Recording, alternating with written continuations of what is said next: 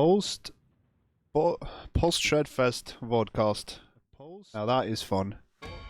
And we have some guests.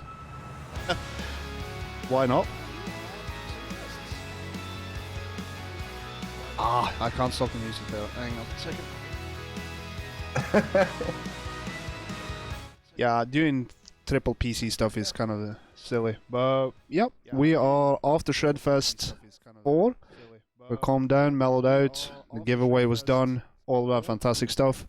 Let's find out who we have with us today.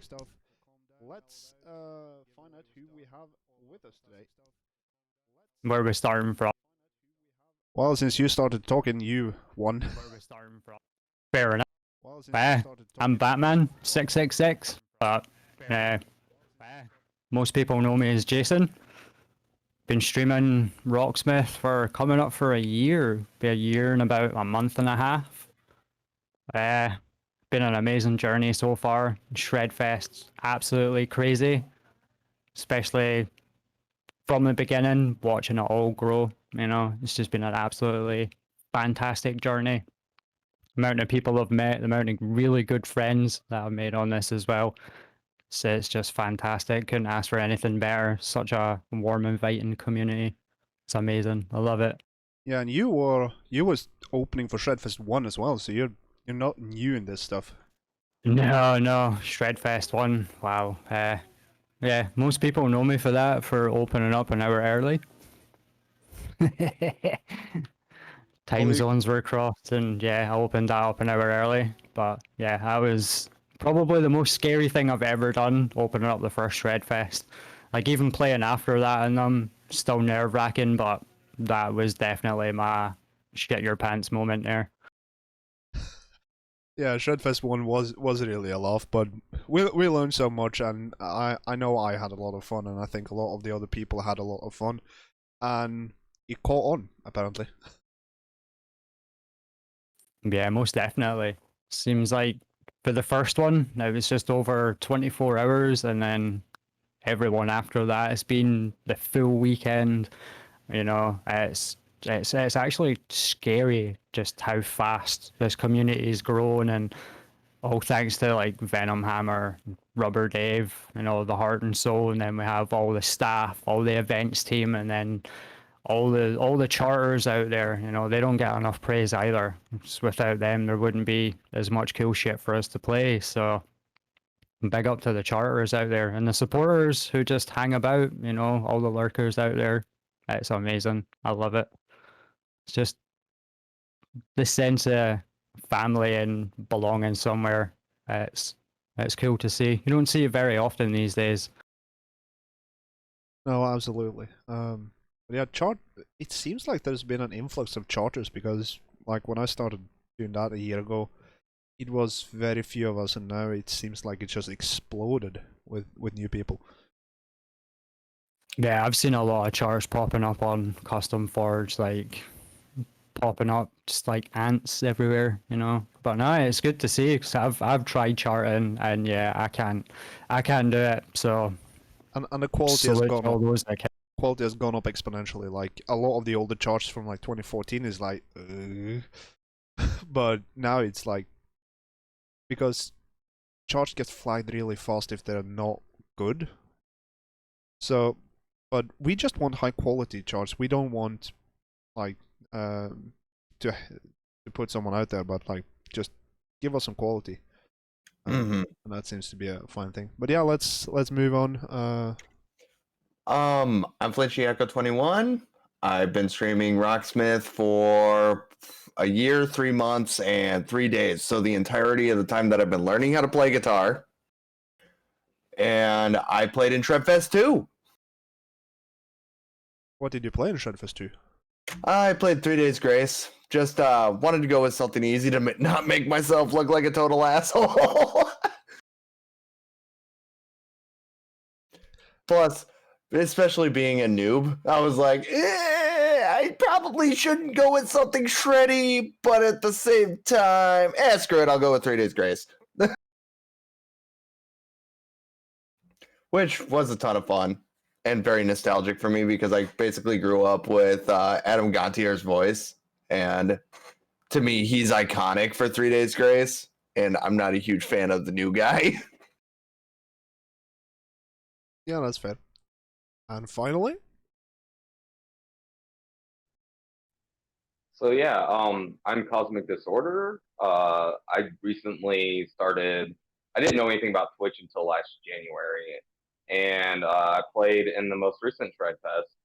And I remember, no, like I was streaming Rocksmith for almost a week before I found RS Playlist because I was just like used to playing on console, didn't really know what I was doing, and like maybe third or fourth Rocksmith streamer that I saw talk about Shredfest. I was like, this sounds amazing.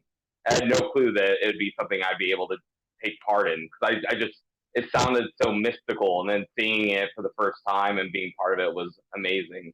And yeah, so I played Stamina, which is a Finnish metal band that a username Buttsack charted like 30 or so of their songs.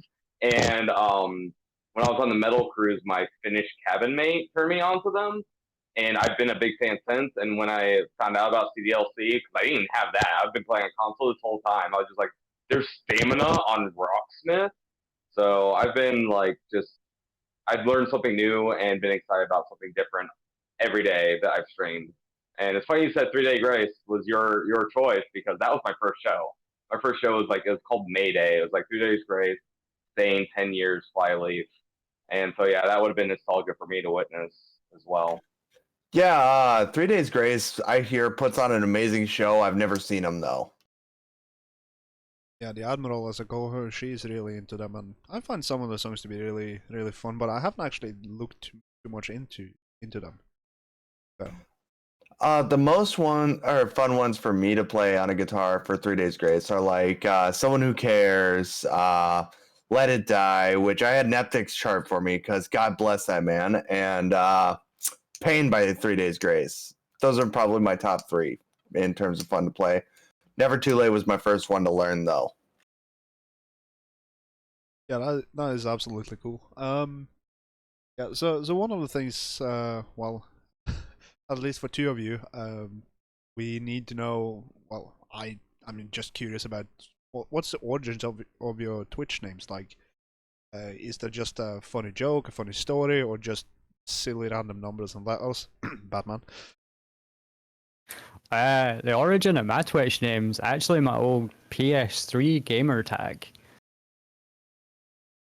So when I made a Twitch account, I was like, what could I use? What could I use? And then I was like, oh yeah, I'll use this because my old Xbox gamer tag was definitely not appropriate for a Twitch name. So yeah, I just stuck with Batman. It was like, fuck it, that would do. This sounds cool, sounds metal enough, let's go. Done, run with it. And yeah, it's just been like that ever since. Mine came from when me and my buddy Robert wanted to do YouTubing back in the day, like 10 years ago. And we went to trade school together, and after we both graduated, we were like, screw it, let's become YouTubers. Why not? And my nickname has always been Flinchy or Pennyboy or whatever. I have a million different nicknames, but his nickname was Echo. So we just kind of put them together for our YouTube channel, and it just kind of stuck with me.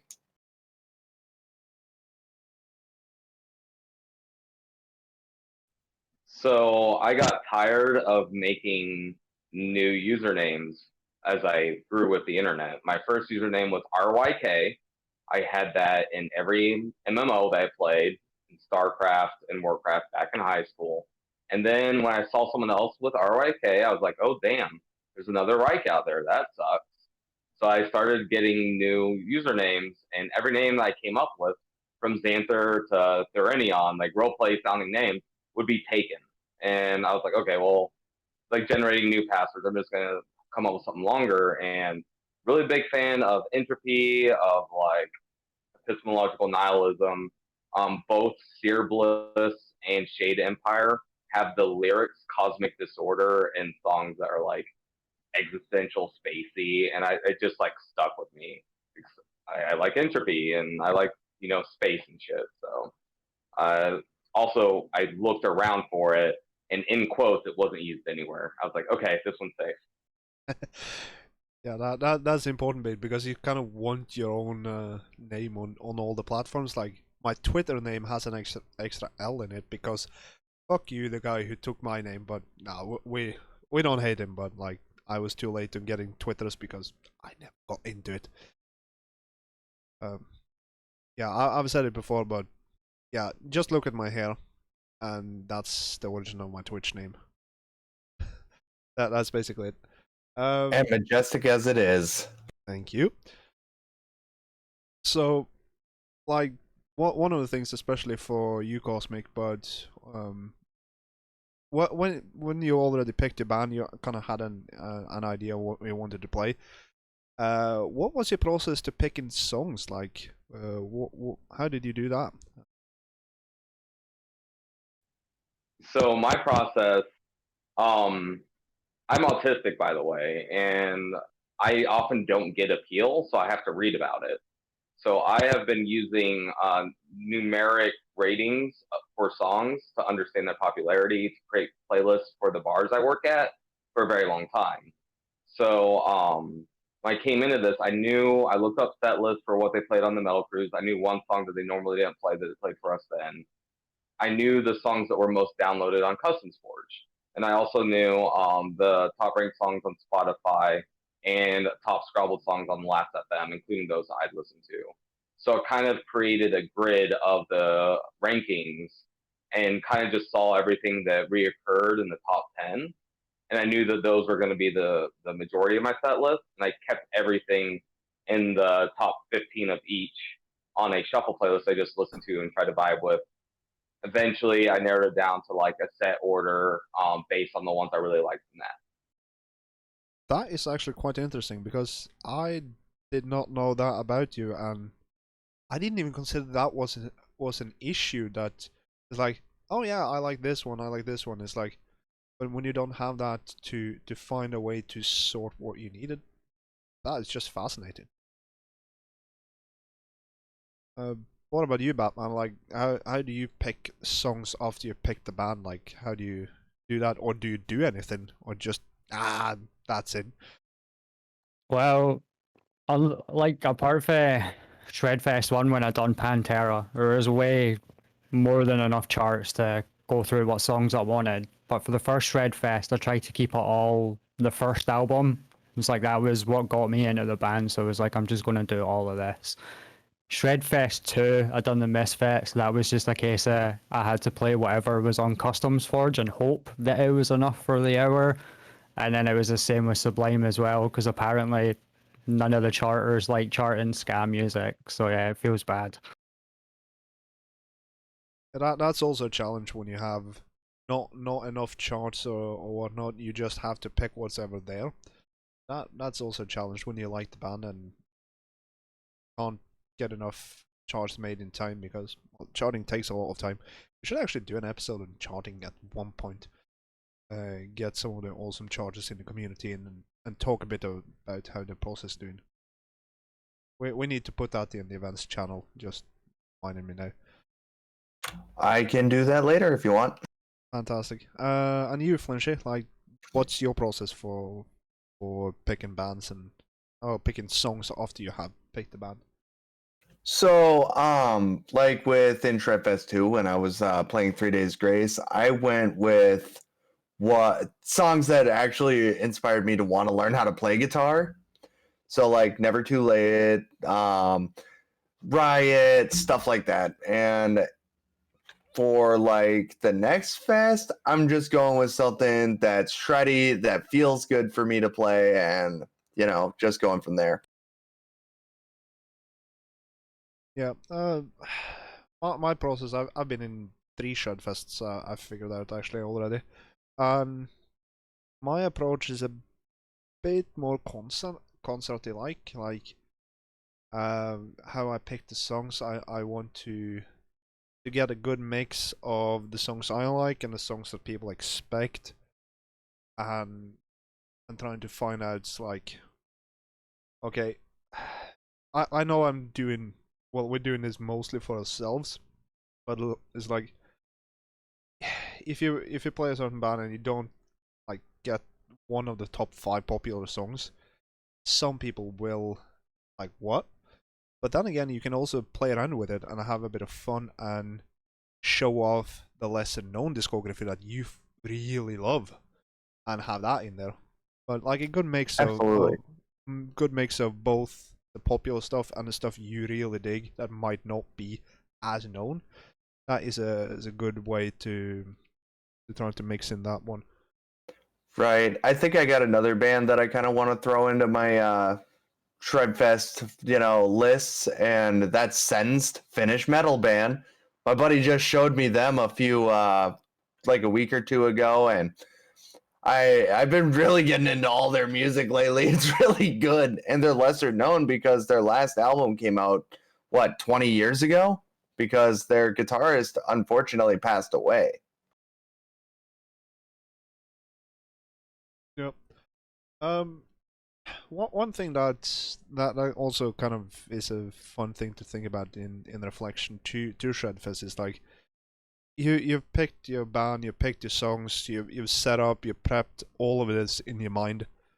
How did you feel that it went? Like, was there anything that went according to plan? Was it something that didn't go according to plan? Is like, and how did you deal with that? I think the only thing that went according to plan for me was my game didn't crash, so that was winning. Uh, yeah, I played bass. I'm not a bass player, and chose a really dumb, hard band to play bass to, which was my downfall. But you know what? It was such a good laugh, even though I scuffed half the songs. Like, yeah, it was just so fun. I've never been one of these people that's like, oh, I need to learn this and I need to nail my whole set list. Like, man, I just get baked, come in, play my shit, giggle to myself, and then be like, peace out, yo. Just have fun. Yeah, that is actually interesting because yeah, as you said, you picked a band that is harder on bass than you might have thought, but you just roll with the punches. That's also a bit of doing the live thing. Is that I'm derailing again, but I've actually heard a few YouTubers that have done YouTube for years and have that fucking nailed down. Try to do Twitch and it's like, oh, I can do video. It's like, oh no, that is completely different. And they kind of struggle with doing good Twitch streams because they aren't used to the live aspect. They can't just do over when they mess up. But yeah, Cosmic, I'm very curious about your feelings about your set, how it went, all of that. So I felt like my playing, my performance was way better than I was expecting it to be. But a few of the things that sort of like I was struggling with were more like interface.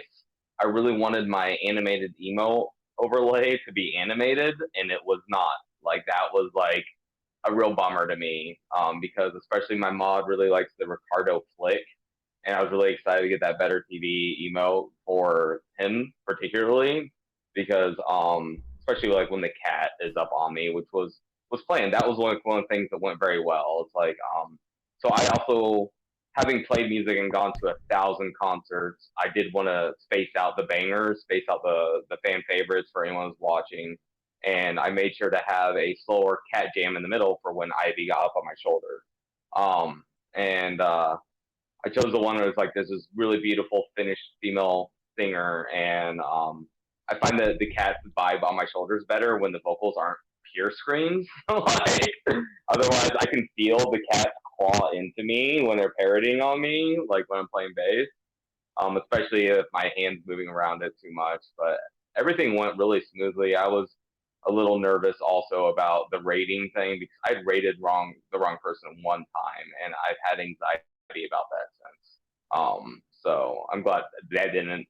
The only big unanticipated thing was I got my COVID vaccine the day before, and I woke up with a fever and chills at like 3 in the morning, and so I was like, I was in rough shape physically, but like I mean I'm used to working through injuries and stuff, so it didn't phase me as much as it might have otherwise.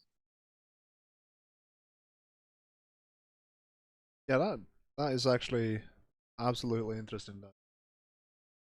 I mean, this is the kind of thing that we kind of not, I don't know, give him enough thought. Is like reflection on your set. I mean, ideally we should be doing this for all our single streams, but like when you do multiple streams a week, it's kind of a bit harder to do that. But when you have this big event, you have a lot more eyeballs. It's much more interesting to look at. One of my biggest issues with my set was my game audio was lower, and I saw that on the screen there, but it's like the raid has come, I can't do anything about it, let's just fucking go and just do what we can with what we have.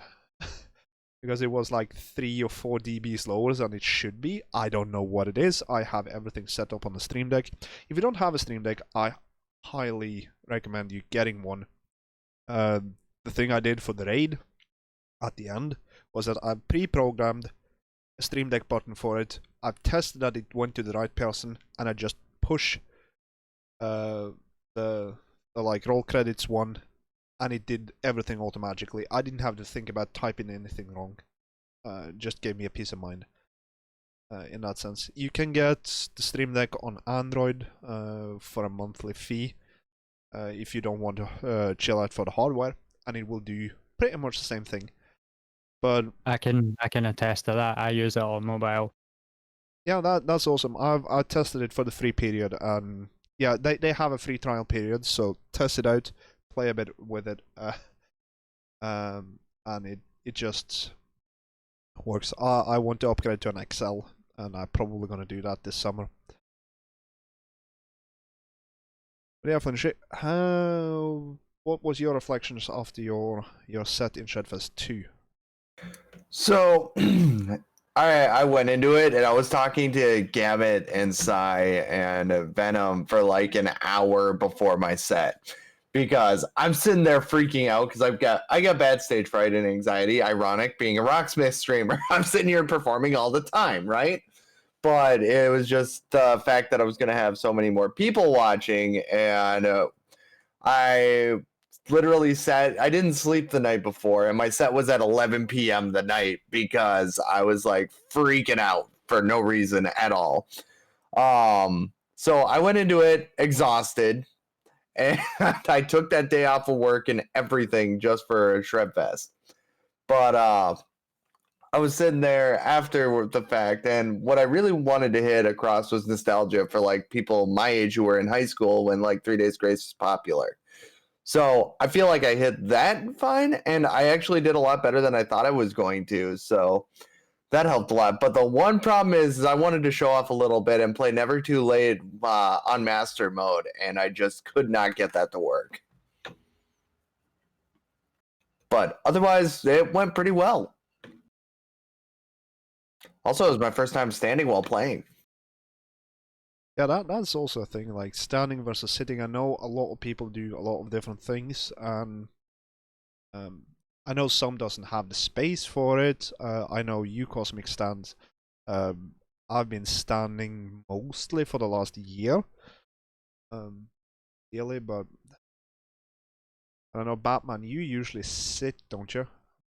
Yeah, I normally sit between bad knees, a bad back, and yeah, I just don't like standing. Even when I used to gig, I'd be like sitting at the edge of the stage, just nah. I'm really skinny, so even a really light guitar is still heavy on me and on my shoulders, so it's just easier to sit. Right. Yeah, absolutely. One of the things I invested in not too long ago, and that I should have done for the longest time, is buy a fucking yoga mat, a cheap yoga mat to stand on. It will do wonders for your feet and your knees, because it's a bit I didn't softer even think surface. of something like Hell yeah. My problem is like, so I have 3 guitars now and a bass. So 3 of them are the just lightweight headstock. My LTD, which is my only 24 fret guitar, has a really bad neck diving problem. So it makes it really hard to stand and play. But I think I got to work around by sticking the strap through one of my belt loops, and that keeps it down. But it's a little difficult. Oh, the cat wants to talk. Oh, He he's does. He does. beautiful. He's so pretty. Does he have a tie on his face? Yeah, it looked like that. Oh my god, he's got a mustache. Oh, that's awesome. I love him. I would go get my cat, but He's sleeping. I'd tear my face off. Yeah, that cat's the most gentle and regal of the three cats that we have here sometimes on stream at the Cosmic Abyss. But I had decided through streaming while standing up that I want to sell my Les Paul 5 string because the neck dive is terrible. Terrible. I'd only played up until I started streaming, I'd only played sitting down. So I didn't play in my office, but my office has a standing desk. And I started using the standing desk last fall, and it's been like I used to have more back problems and stuff. I do a lot of stretches. I have decent like occupational therapy. I go in for like repetitive injuries and stuff, and standing has kept me limber and kept me more conscious of the things I need to work on posture wise. And switching to base, I feel like my wrists, my longevity has actually increased by switching to standing versus when I'd sit, I would get the worst cramps, you know? Yeah, absolutely. For me, I also prefer the standing up thing just because of the posture and all of that. And I also get to move around a bit, which the green screen there doesn't look that big, but it's 3 meters wide, which is, I don't know what it is in the other units, but It's like 9.5 feet, yeah. So almost 10.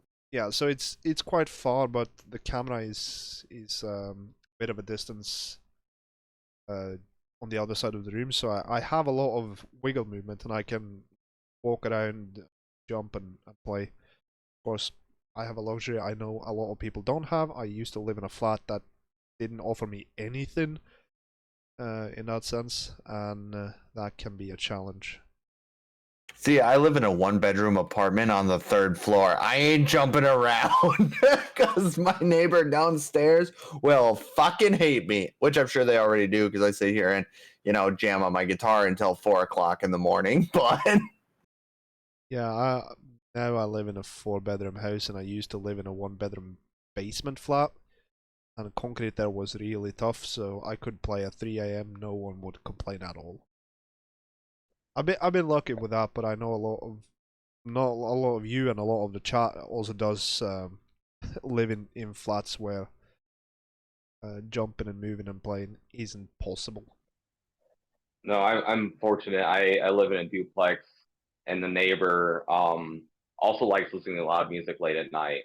So we vibe. Like we're fine. We would be keeping any other people awake if this is like an apartment building. But I've been fortunate in St. Louis.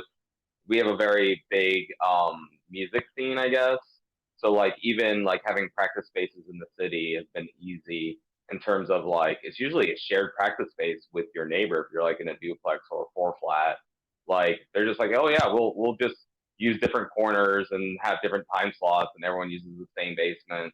I remember I was using a basement like that next to a church when I was playing in a black metal band, and we got the Sunday time slot, so we were like playing during service, and you definitely could hear us inside of the church next door.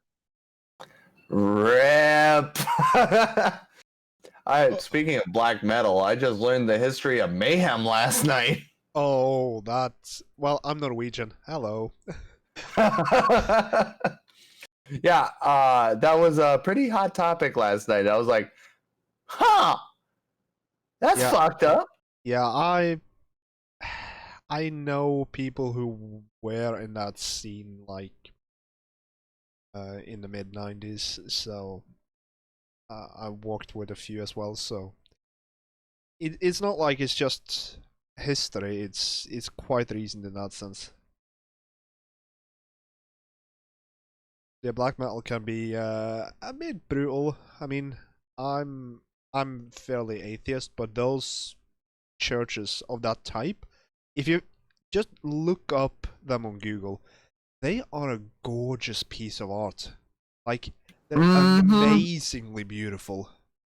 They have one in the outdoor National Museum in Norway, where you basically have a big museum outdoors and you go through housings from every time period up to like the mid 70s, and you can see how different houses were from all the way back in the Viking era, all the way up, and it's just a beautiful museum. So I'm with you on like exploring churches as architectural works of art. Like I'm an atheist too, but I would love to go see the Sistine Chapel in the Vatican. Like that would be beautiful to go to Rome. Yeah, absolutely. One of my weird things was like I've had these conversations for a very long time. I had them before I knew about black metal because I actually in college founded a secular humanist society because everything's super religious here. I had a lot of religious discrimination in my time in service in the military, and growing up it was insufferable. I got kicked out of most of the churches, and I got like bullied and ridiculed for not being able to be a proper Christian when I never wanted to be a Christian. I just wanted to be able to just be a sheep, like a wolf in sheep's clothing. I just wanted to go to service, pretend I was there, not get kicked out, and just be accepted as normal. So I was all about defiling churches beforehand. But when I learned about the black metal history, I was just like, part of me was upset because I know Christianity has wiped out a lot of history, but like I wouldn't want to destroy beautiful architecture. I think that it's like eye for an eye sentiment. Yeah, Christians have destroyed a lot of like historically, not recently, mostly a lot of beautiful, probably Viking architecture beforehand. yeah. But we don't want to be like the idea of destroying churches now is just ridiculous. Like we've moved past that, I would hope. Yeah, we have a lot of place names that ends in HOV, and those are traditionally been places where you had Viking places of worship, and pretty much all of them now have a church. You can sort of guess why.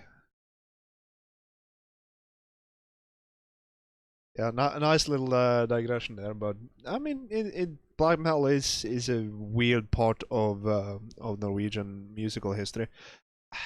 I'm kind of sad because I'm huge into the folk metal. Everyone who's been in my stream for like 2 seconds knows that.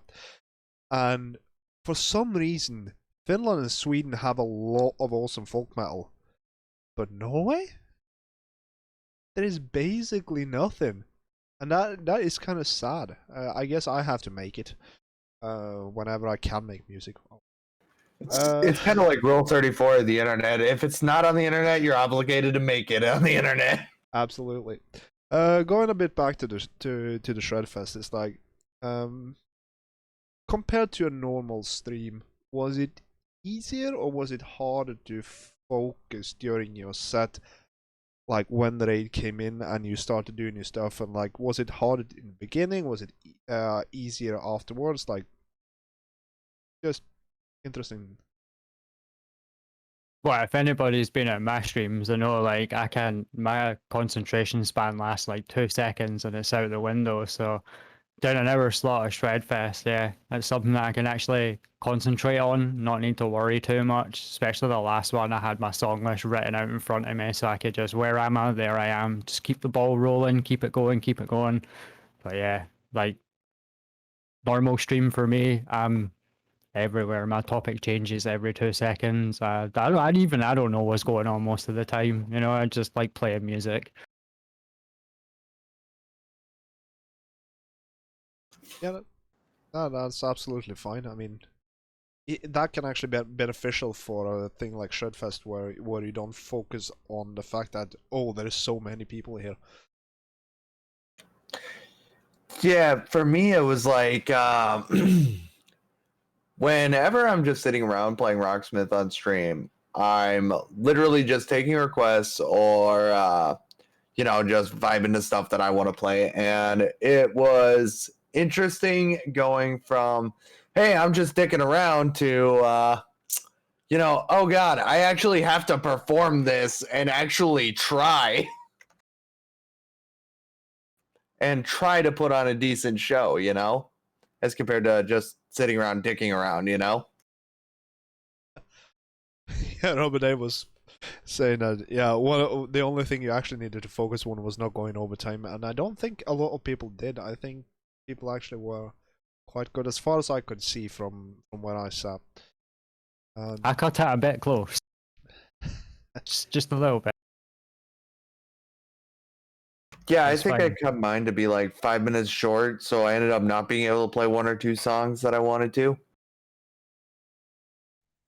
I was actually surprised. My timing went almost perfectly. That was like the only, like, I did not expect it to. I think I was maybe 30 seconds ahead of schedule and ready to raid. Because I was aiming for the 5 kill mark, But in terms of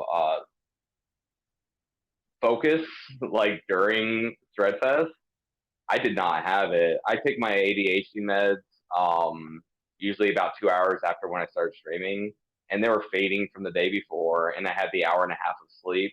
So like literally everything that kept happening in my channel was almost making me laugh and mess up what I was playing. And I was just like, I don't know.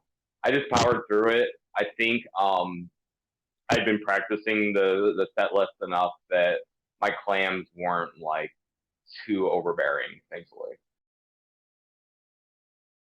One of the things that a lot of people who haven't done this for a serious amount of time, I guess we just need to push this, but like, when it comes to Shredfest, no one really cares that you missed a note. They don't even notice it. So the best thing you can do is not mention that didn't go as well as you planned. Like, a great example for me is like the last song I did was Deathbringer from the Sky, which has a horrible fucking tapping part that I still can't do clean. I just went for it, and if you focused on it, you can see there are several mistakes, but no one either noticed or didn't care, because that's not what they're there for. And that's actually an important thing, because I know a lot of people have a tendency to focus on their mistakes because that's what you are focused on, but the viewer doesn't either don't know, don't notice, or don't care. They are more interested in what you do entertainment wise. Yeah, I used to be pretty focused on missed notes and messing up, but now, like, I can't solo. Right? I'm not a lead guitarist. I never have been. Trying to be, but it's progress. But when it comes to a solo, like 90% of the time it's spray and pray for me. And if I fuck the solo up, the only words you normally hear from me is either whoops or that didn't go too well, and then just carry on like it didn't even happen. Just like, don't focus on what you can't do. Just focus on having fun. That's what the heart of streaming should be about. Just fucking have fun with it. Don't care about viewers. Don't care about this. Don't care about that. Just go on, have fun, play your balls off, chat shit, make friends. Yeah, I mean, it's human nature to focus on the mistakes, but it's also a bit of the Streisand effects. If you don't point it out, no one's gonna care. Well, the funny thing for me though is that I'm the one who points it out to myself when I'm not streaming. So I'm trying to kill that habit during stream. I was pretty able to not talk about it at all during the stress test, but I probably slip up a third of the time still. And I'll just be like, because I would sit here, if I wasn't streaming, I'd sit here and be like, oh, I fucked that up. And that would just be like, that's how I talk aloud to myself. Right. For me, I always have a bad habit of being like, hey, that actually went really well. Like if I end up, say, rating a new solo or something like that, because I'm getting a lot better at, say, reading solos because I'm a lead guitarist. It's what I do. And finding the shreddier shit, the better. But like, and some of the requests I get are. I got a request for freaking Sinister Gates a couple weeks ago. Like that was absolutely hell. Only hit like 60% of the notes, and I'm like, whatever, I botched it, but who cares? It sounded cool. At least it's Sinister Gates you get, not J-Rock. Yeah, at first it was like E-Rock that I was getting requests for that were hard. And then I started really enjoying playing E-Rock. So now I practice it regularly, and then it was Through the Fire and the Flames, which I started practicing that regularly, and now I'm sitting at almost 85% accuracy on that. But like for me, it's like the shreddier the better. But it's funny because when I'm not playing on Rocksmith, all the music that I jam to is really slow melodic stuff. Good example is Chronos by Parkway Drive. I adore that song. If I'm jamming outside of Rocksmith, I like to jam to stuff like Morphist or Gojira, you know. Still pretty melodic, but Gojira especially just for that tapping. I'm useless at tapping. Like tapping and sweep picking are the two things I want to be able to say that I can do and do well by the end of this year. Nice. That's just some of the things you just need to practice on your own. As far as I've seen, sweeping on bass, I haven't even tried, but I know there's a few tapping songs out there. If you try to play anything where Billy Sheehan is spinning, that's tapping. He's Even their like cheesy Mr. Big era, still like some of the bass for that is just not. Addicted to That Rush is just awful. If you request that and you don't know the streamer, that's basically a skill check fuck you thing. That's Yeah, a pretty much. brutal song. I mean, Yeah, like tapping is one of those things that I've been practicing since like day one because one of the songs that really inspired me to learn how to play is A Lifetime of War by Sabaton. And there's a little bit of two-hand tapping in there right before the solo. So I was like, hey, what the hell are those weird little notes? I'm going to look at that. Oh, that's two-hand tapping. Oh, okay, so I'm trying to be Van Halen now. Great.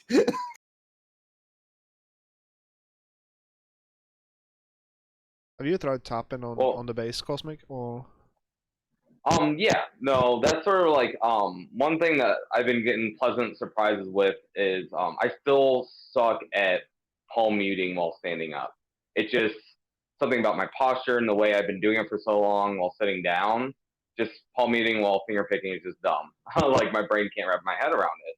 But I've gotten a lot better at flapping, and I have my big problem is I switch between 4 different scaled instruments, 3 of which are multi-scale. So when I'm trying to finger tap, I kind of mess up the fret placement in certain regions. So like depending on how sharp the fan fret is, but the one I played for Stamina, like I've definitely gotten like I've been like trying to jam through some like Dream Theater and stuff, and I'm like, oh wow, I'm actually starting to do some of this, and it's like I'm doing the same thing that Flinchy was talking about, where I'm like, oh wow, I just did that more or less. I remember the first time I tried to sight read Vector, and I got like a 90%. I was just like, what? Like I'm almost doing Vector on like almost sight like I know I'm not quite there. I probably could sit down and learn one of their songs right now. And they're like a band I would play when I'm not streaming. Mostly if I'm not on stream or I'm not listening to stream, I listen to like very aggressive, really fast, like Blackened, Viking, Speed, or Avant-Garde. Those are like the 3 areas. Like Psy from Japan, Enslaved, are bands that I would be playing, trying to jam along with, you know. I actually have a recommendation for you if you like melodic metal and stuff like that. Check out Serenity and Murder. They're a Japanese death metal band, and their music is hella melodic, and their solos are some of the best I've ever had the satisfaction of playing. Like their song Dreamfall is amazing and one of the most fun songs that I play on a regular basis.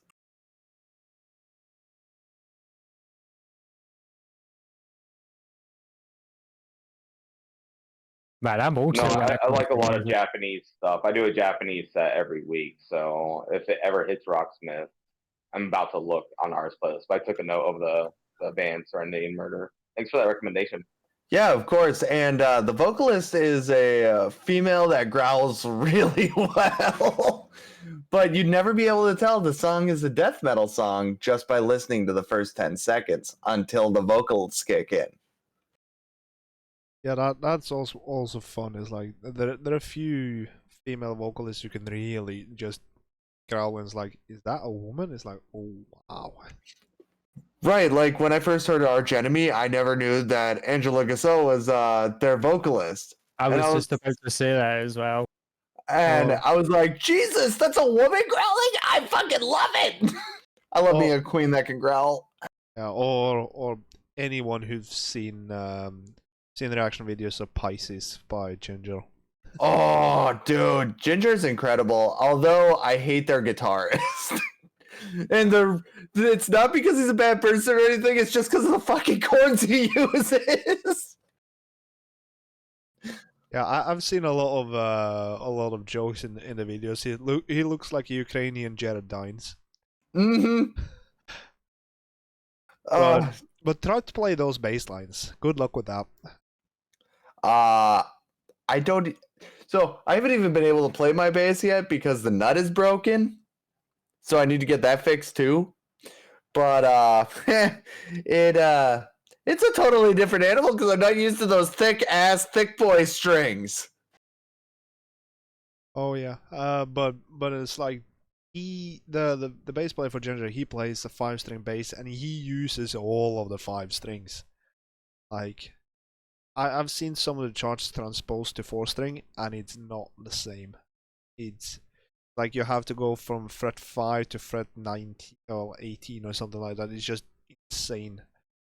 For me, it's impossible to keep in track of.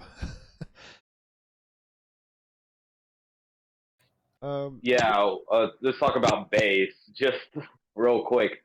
I had no clue that I would be trying to read so many different string layouts with the same 4 colors.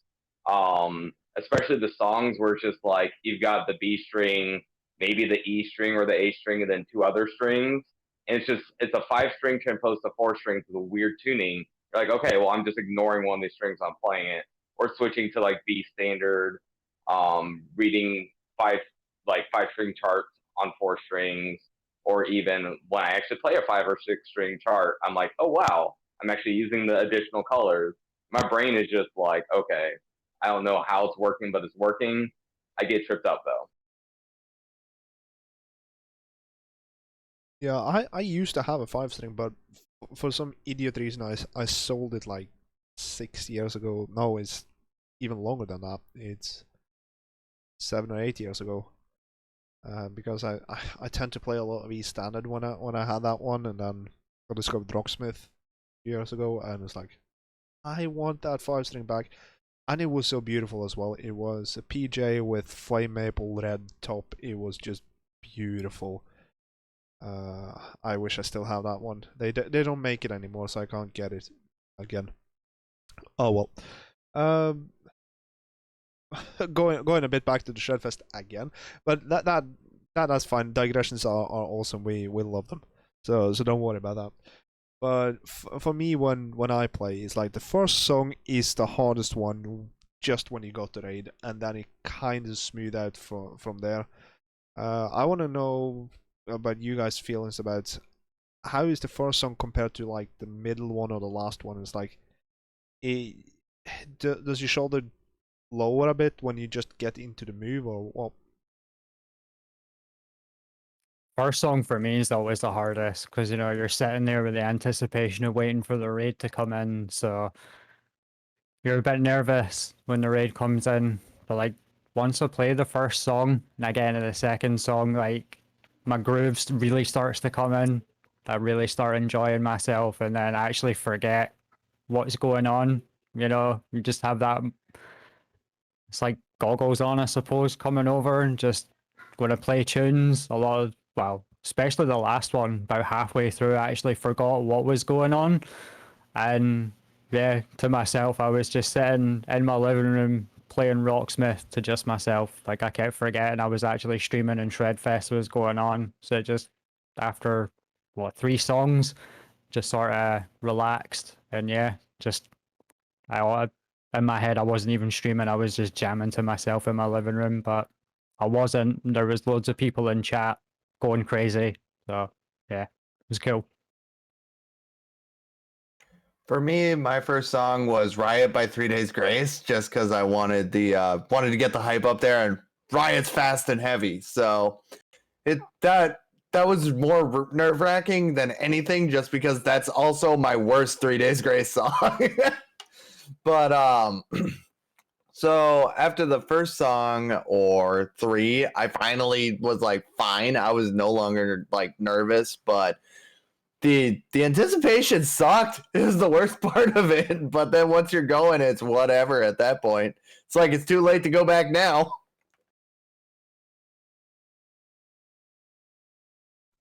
Yeah, the first song for me was probably the easiest because I knew I had the longest break towards the end for like talking and engaging people.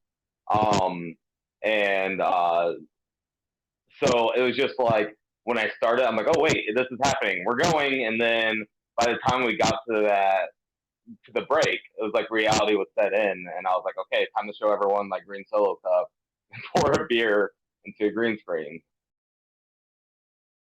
Absolutely. I mean, just doing your thing. It's amazing what you can do when you just get into the groove of it.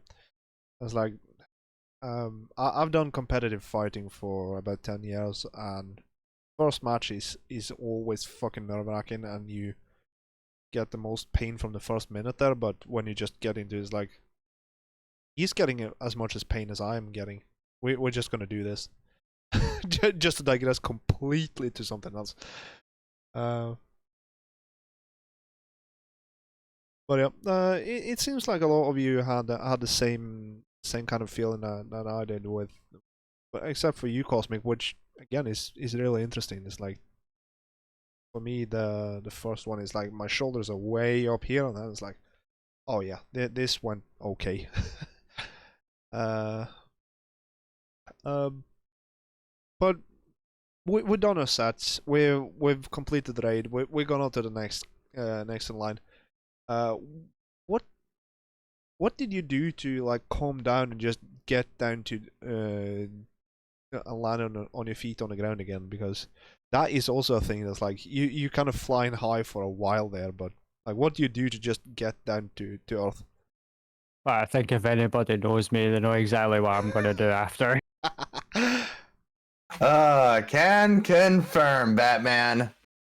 I was actually sitting there drinking some apple ale during the entirety of my set because I needed to calm the fuck down.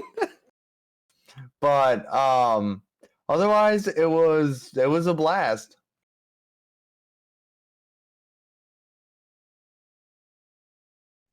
No, I just was like, as once things were going and I saw everyone doing things, I saw all the emotes being spammed and I was like, I'm in heaven. And then once I got to the next, like I was already excited and watching other Shredfest, and I just was just like really happy to be part of it. I was telling all my coworkers I'm doing this crazy thing on the internet.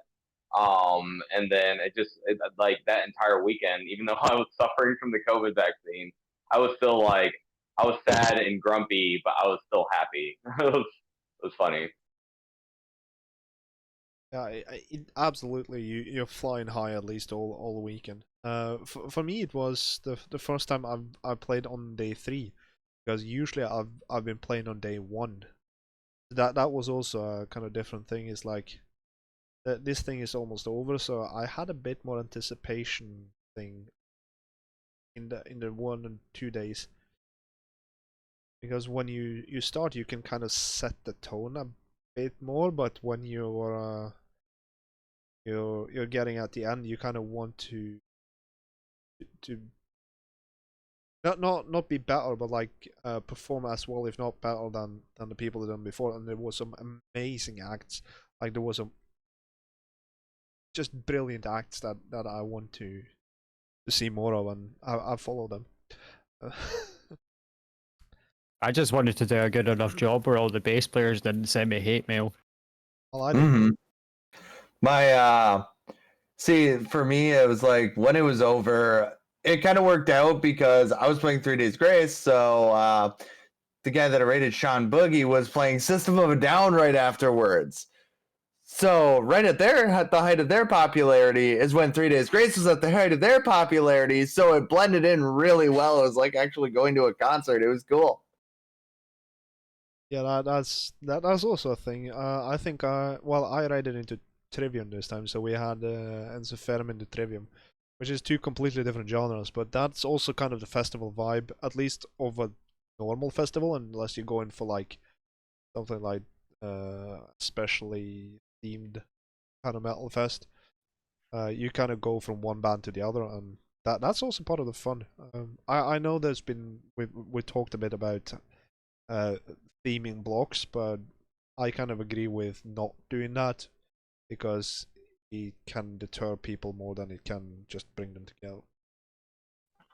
Well, I was excited to raid into Children of Bodom, like, and the fact that Red Bard playing them had played Stamina in the previous Shredfest. So I thought there's a lot of like cool thematic continuity, but I was excited that it wasn't just gonna stay like it wasn't like finish day for like 3 or 4 bands in a row. Like it was just like this little microcosm of a concert. Absolutely. I mean, when you have these kind of coincidences coming up, that's completely fine. But we I don't think they plan on doing anything themed unless we kind of do anything with the charity events that we still need to talk about.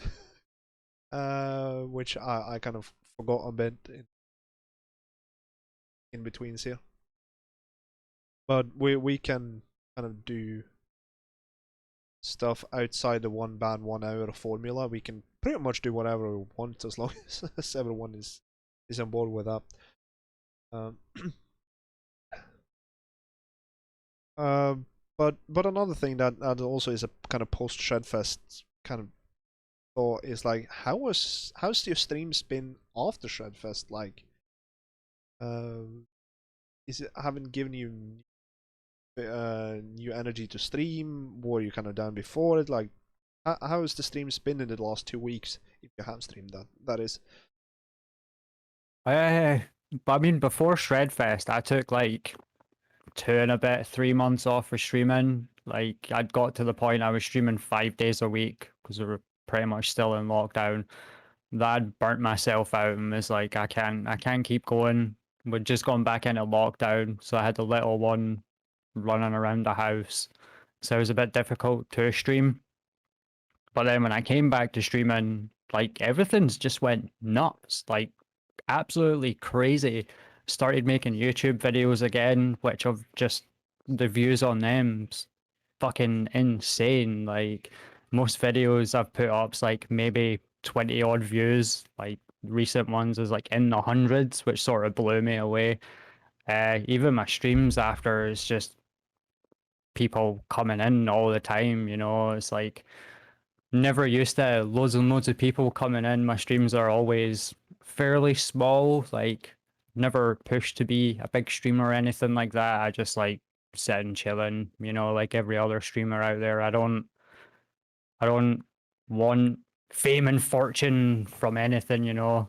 I mean, it's like I've said for the beginning, I've just wanted to make good friends, and good friends I've made from streaming. So yeah, it's what I continue to do, but it's just everything's just fucking exploded into the atmosphere. It's pretty awesome, though.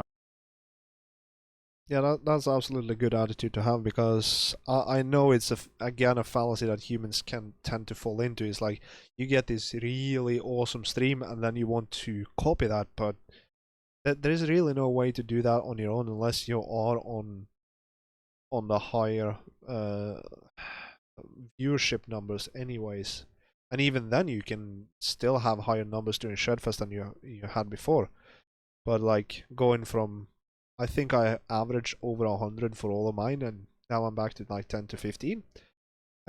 For me, it's a bit like, but the people who are there are still awesome, and I love having them in there. And the activity seems to be equal, because what we were trying to do is, like Batman says, just making friends and having fun. And when you have 10 people all talking, it's way better than having 10% of them talking with 100 people in there. It's like just lurking. So that's also a cool thing. We love you, lurkers. Don't worry about that. But we Lurkers are the backbone of Twitch. absolutely. Oh yeah.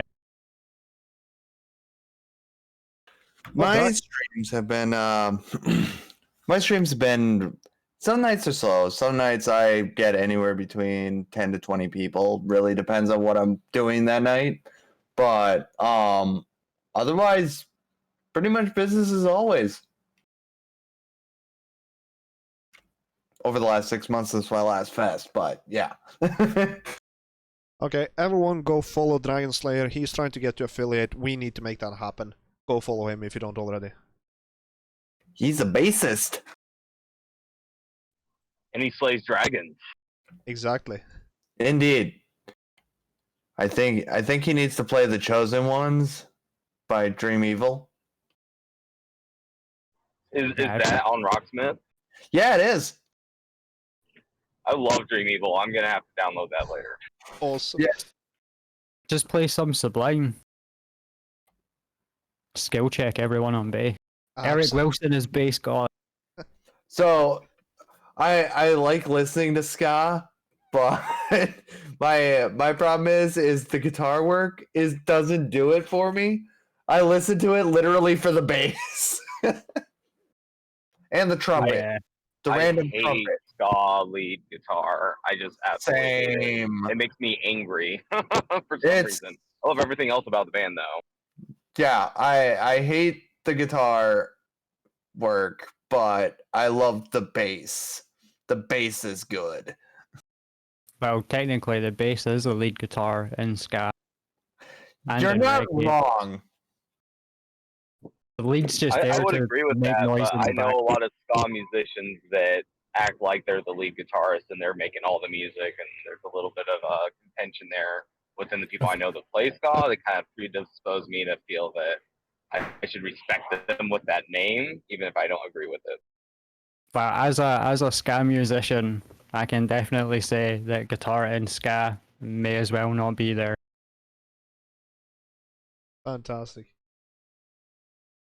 It's like all the guitar for in ska is literally just to keep beat, which is why it's either just a single upstroke every 4 beats, or it's an up-down muted stroke every 4 beats, just to keep everything in time. Yeah. Like So the your lead, percussion. basically the lead guitar is literally the bass, and the bass is the lead guitar. That's the way it should be. The guitar is just a metronome in ska. Pretty much. Fantastic. But yeah, that's absolutely. There's some weird bands out there that I just don't know about. I didn't know about this band at all, so that's kind of fun. I might have to check them out. The show. One thing that is kind of the most important learning experience is like, what did you learn from Shredfest that you will take into your normal content? Like, is there anything that you would kind of bring in and make part of your normal streams? Play wise, set wise, attitude wise, just anything really. I learned not to be so critical of myself, because granted, I do say all the time, you know what, I'm gonna absolutely botch this, but whatever, I don't care. It's I've learned to, like, sure, I might not be the greatest at stuff, especially when I'm trying to sight read new stuff, or especially sight reading new solos, but it's just have fun with it and go with the flow. Don't worry about screwing up, because nobody gives a shit. And if they're doing it to troll you and then they talk smack, then just ban them. because I've had to do that recently. My instant reaction is to just chat shit back to them. Oh, I had a guy come in. He goes, this was just 3-4 weeks ago, and I was drinking on stream, so already no filter at that point.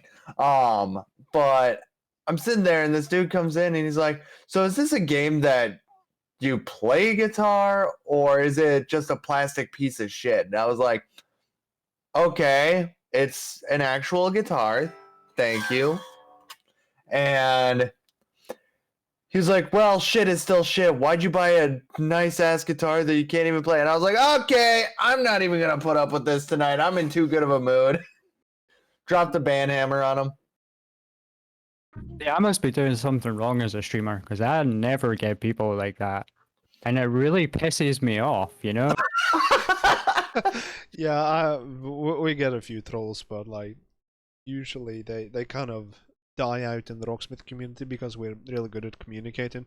And if you see anyone who's giving you complete and utter shit, Send them my way. yeah, that's one way. Send them that way, but also just give people a heads up in the Arches channel in the Unity Discord. It's just like possibly with screenshots, just that watch out, this guy might be a piece of shit, and will can not only deal with it but just also be wrong Right, about them. like I know Blessy Yeah, I shared didn't think something. about sharing that information. Like, I had a guy come in and just start, like, I was trying to sight read some Final Fantasy stuff, and that, I don't know, all video game can be kind of hard to play on bass because it's written, like, by a classical guy, you know? And I'm playing kind of sloppy, but he just was like, "You're playing like shit," and just went, like, full on using offensive words. Like, I'm like, okay, like, I don't know why this is happening. Right. Like, I do get a lot of skill checks because Blood God brought that up. I get a lot of people who come in and try to troll me with skill checks. And like just the other night I had somebody come in and he was like, "Okay, bet you can't play Through the Fire and the Flames." And I was like, "Bring it. I got this." And then it kind of blew their mind that I was playing Over the Top of the Neck.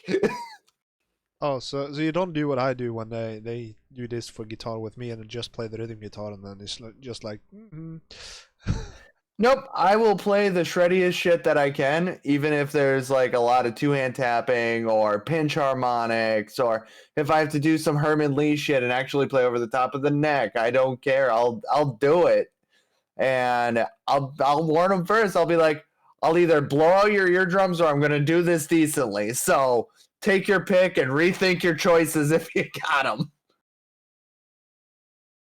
well, that's one way to out troll the trolls is just to be good enough, but yeah, that's not an option for me. Or B. You guys are phenomenal, though. I love your faces. Well, the faces on play bass, so there's that. Yeah, I'm Plus, far enough away for the camera, so it's alright. hey man, I appreciate a guy that plays a lot of Ailstorm because I adore them. But yeah, no, when dealing with skill checkers, I'm just like, yeah, I'm probably gonna botch this, especially if I've never played this, like Vector or Joe Satriani or hell, Cliffs of Dover. I can't play that shit, but Oh, I'll yeah. try. Yeah, Blungo actually also pointed out an interesting topic is that there might be some real musicians out there that just don't like the Rocksmith stuff, and it's like, well, it's Twitch. If you watch my content, you've found it and you're actively looking at it. There are a million other bass players, there are a million other guitar players you can watch instead. You don't have to watch any of it. So Right. it's not like TV back in the day where you had 4 channels or whatnot, and that's all you had, and you had to flip through them. It's like there is a Twitch channel for every single weird thing you might have. There is also some other sites that has that, but we're not talking about them here. Right. But aside from that, in my experience, I've gotten nothing but love and support from people. Like I had Mike Caputo show up to my stream once, so that was cool, and he just hung out. But then we got like I've got a few guys who come around regularly who have been playing for 20, 30 years and just hang out and jam with me and think it's awesome that I'm learning how to play a guitar because it's a dying art at this point. Yeah, that's the thing about the actual real musicians, is that they just want to see new people come in and learn the instrument and just be awesome. That's what they actually want. Like, as far as I can see, it's like they want more people sharing the art. As you said, it is dying slowly, but it is dying.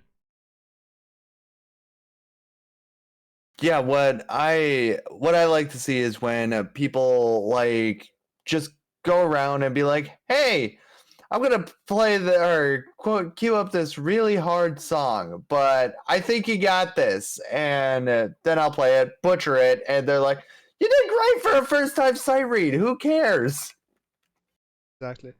Well, when it comes to bringing stuff from the Shredfest into my own content, I kind of tried to outdo myself with some visual effects, and I've definitely brought like a few of the camera angles and scene changes and whatnot into my normal stuff. Just played around with it. It's one of those things I've had to learn very fast. Well, not very fast, but like in the playing stuff. And I loved using the green screen for all what it's worth and just do it. I know a lot of people can't do that and they just do other things, and that's magnificent. Do what you can with what you have. That's basically what Twitch is, but try to do some creative visual stuff as well if you can. Nail the audio, then you can do the visual. Don't go fully visual before you got the audio straightened out, like a decent mic, decent filtering, so you don't clip out when you scream. Like, well, I scream a lot, but just doing a lot of fun stuff there. That yeah, try to see what you can do to play around with your visual streams. And most important, give it all you got. Give of yourself to whoever's watching, even if it's like one person. Give what you have to them. They will probably love it, and they might tell someone else who might like it. And word of mouth is your friend. Right. And it's amazing because now I'm at a year and 3 months of learning how to play a guitar, and I've gotten so much more support for it than I have had people being like, I wish that you still played games regularly. And I'm like, well, that's the thing. I'm kind of on a game drought and have been for the last year.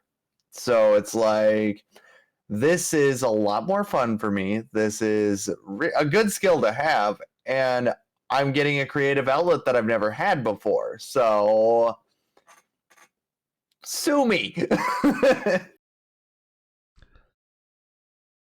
Yep. If we're gonna talk a bit more specific, just pointing out a bit, because it's kind of fun to talk about. It's like, I assume all of you watched most of Shredfest that you could. Which act stood out? Not like which one was the best one. Which one caught your attention and was interesting to watch, and what was interesting about them? There can be more than one, of course, but Oh God. For me, it was the game in Metalhead. His Trivium set was just fucking amazing. That was fantastic.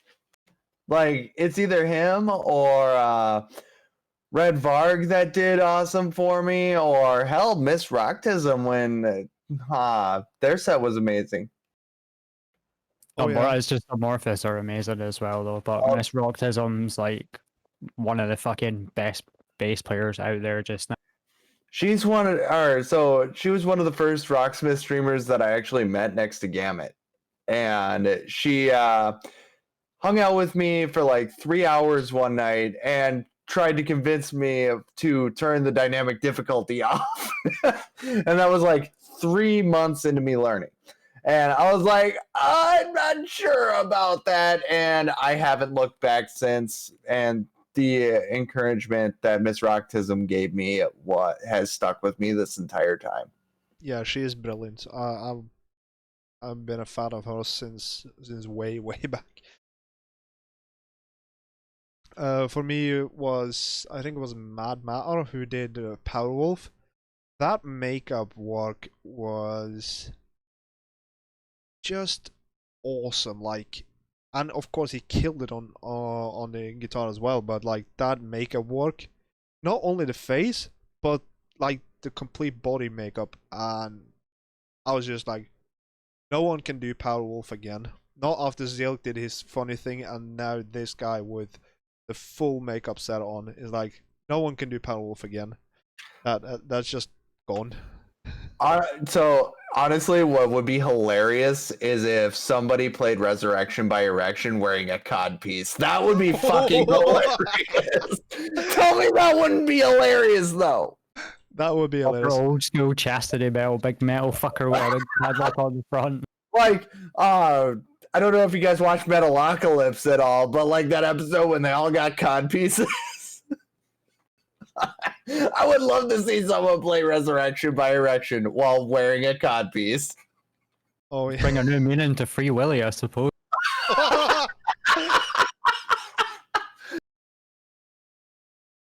Oh yeah, absolutely. Another one that stood out a bit was Mr. Wiz, who did Blues Brothers. I mean, he was even in the highlights for doing nothing, but like he nailed that kind of character. If you've ever seen the movie, like they just stand there as being silent, and that was just funny. And of course, doing the 5-string upright for a few songs, that was also just fantastically fun to see. He's also a regular of mine in my chats. Just an awesome guy. Yeah, honestly, there was just too many good sets this time around, and it made me like really reevaluate exactly what bands I want to choose for the next one. No, I've already got my next band. I'm torn because I still want to do E-Rock, like that. I just adore playing all of his songs. I might butcher half of them, but whatever, they're fun. Or I just dropped my phone on my guitar. It feels bad. Or I'm thinking Sentence now because their vocals and guitar work is just amazing. Or hell, Brothers of Metal. I've been getting really into them. Oh yeah, those are fantastic. They're so much fun to play. I've played them both on bass and rhythm guitar. I've dabbled in a few on the lead guitar, but it sounds like a dying crow. Mm-hmm. I said my lead sounds as well. I finally 100%ed Freya. Oh, yeah. Another one that really stood out to me, which is a very new guy as far as I understood, was Sambon Music, who did Kiss. Because he did all Kiss face makeup, and not only that, but that was a brilliant example of a person that is very new to this, just had a fantastic time. His enjoyment just emitted so hard through the screen. It was just fun to watch, even though I'm not a huge Kiss fan. Just see him doing this thing and just enjoying every single second of it. That was actually one of my absolute favorites for this Shredfest. It is really cool seeing people get like all dressed up and stuff like that. I thought about it when I did my 3 Days Grace set, but I was like, what am I going to do? Straighten my hair and wear eyeliner? Like, why not?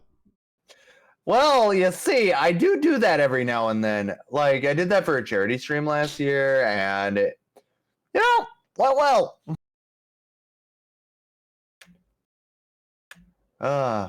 Man, I miss those days, though. I should start doing that more. Absolutely. I mean, yeah, the charity streams are kind of awesome in that sense, but another one that stood out for a bit of a weird reason, it was Lee Taylor who did Sabaton, because he had 2 monumental crashes during his stream with his Rocksmith setup, and he still kicked ours. Like, he was just brilliant. And that harking back to the point about just going with the flow and don't point out your mistakes or issues, is like, he didn't, at least from my point of view, he didn't let that. He was probably stressed as fuck, nervous as all hell, but it didn't show. He kept his cool. And I'll agree with you. That was a phenomenal set. I mean, the songs was also awesome. Like, he did a fantastic job just playing, but the fact that he could withstand 2 crashes and no issues, and we as an audience didn't get impatient or annoyed, that was just brilliant in my opinion. Like, that's just a good example of just doing what you do and doing it the best you can.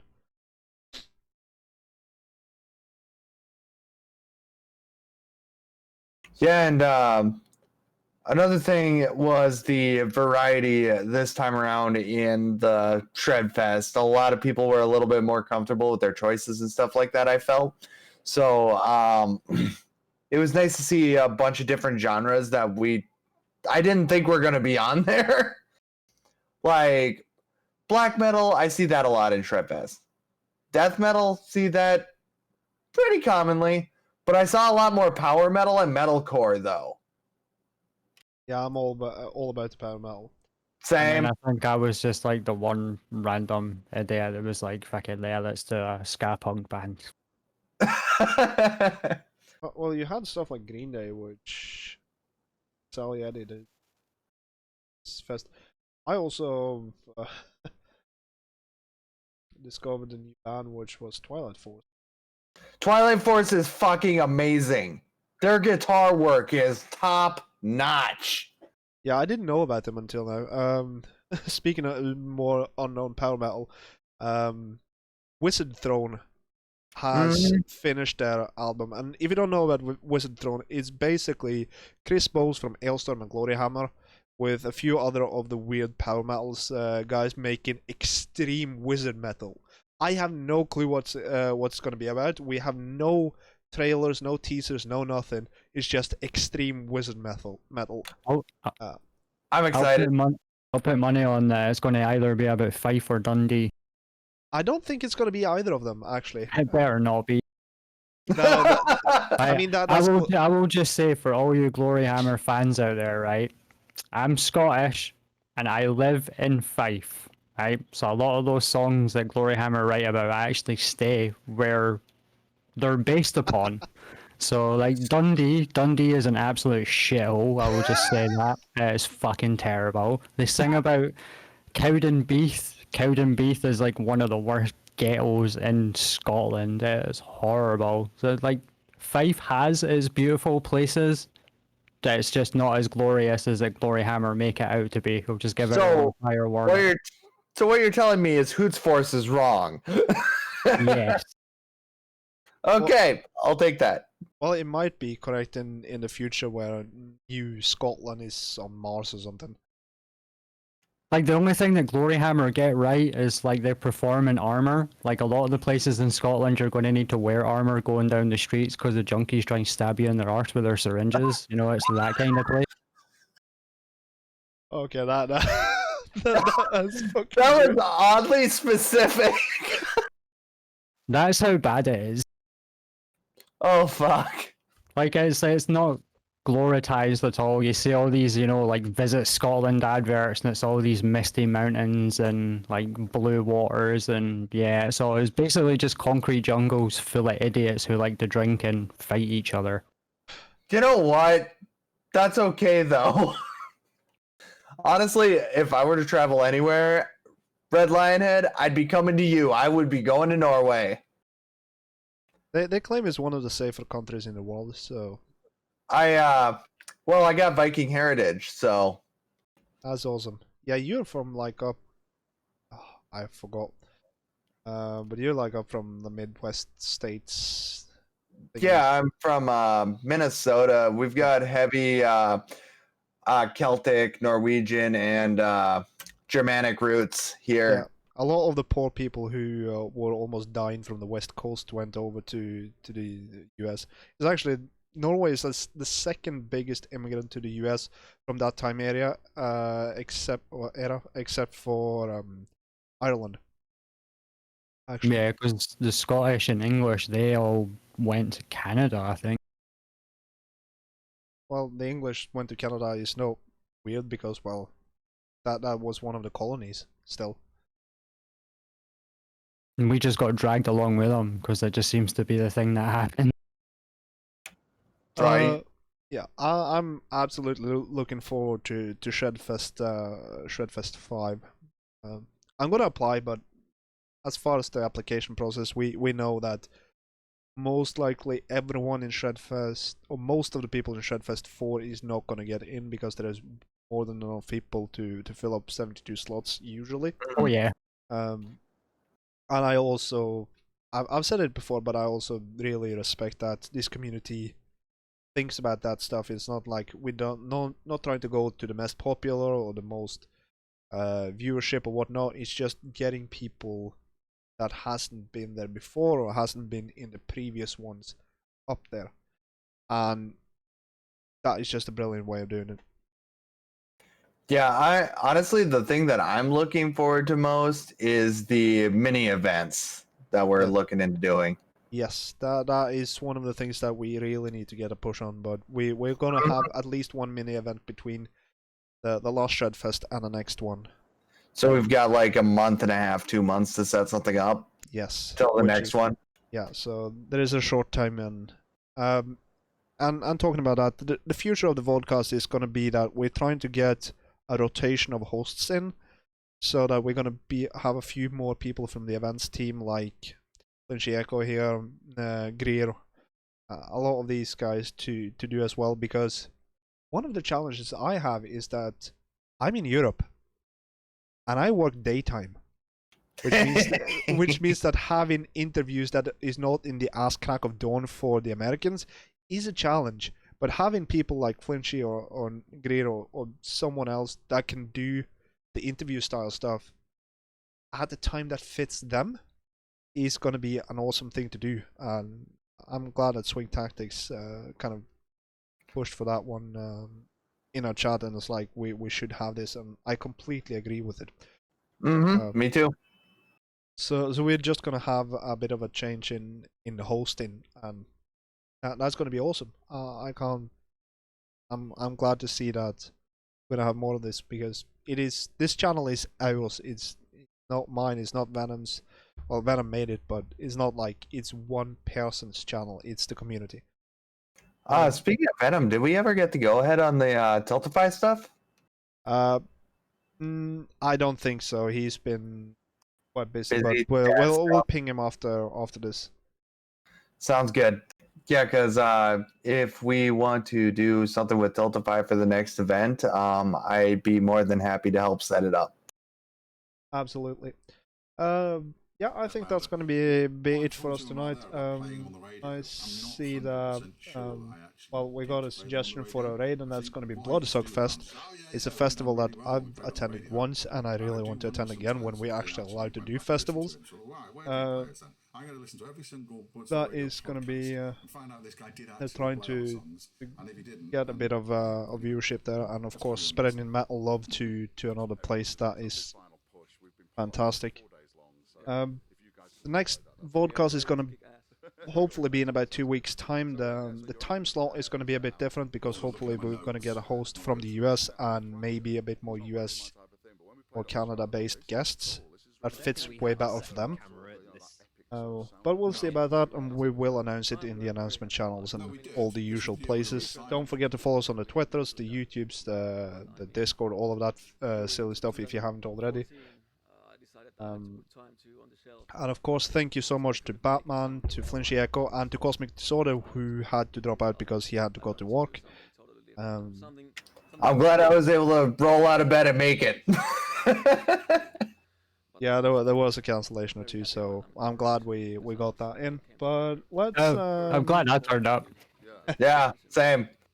Yeah, March and October are hell to schedule because the UK, the US, and Europe does the time zone change, well, the summertime changes at different times. I think you're doing Daylight it this week, Batman, or next week. I have no idea.